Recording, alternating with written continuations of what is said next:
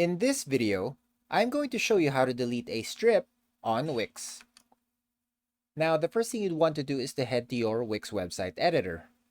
To access this, just go ahead and click on the Edit Site button on your Wix dashboard. Once you're at the editor, scroll down until you find the specific strip that you wish to delete. So for example, we have a strip right here. We're just going to go ahead and click this section, just like that. Now, there are actually two ways to go about deleting a strip. The first one is to delete the entire thing together with its contents.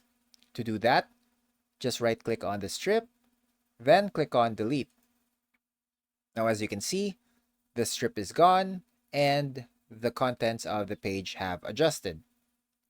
Now, we're just going to click on Undo to bring back the strip, just like that. Now, the second way to delete a strip is by deleting it but keeping its contents. So what we're going to do here is we're going to group the elements within this strip. To do that, just click on one element, hold Shift, then click on the other elements.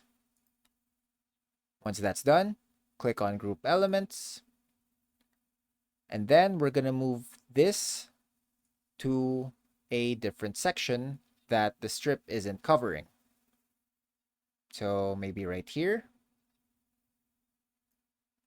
And then we go back to that strip, click the entire section, and do the same process we did a while ago. Right-click, then delete. Now, as you can see, the strip is gone, but we still have its contents right here.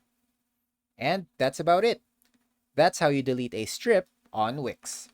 If you have any questions, please let me know down in the comments below, and I'll do my best to help you out.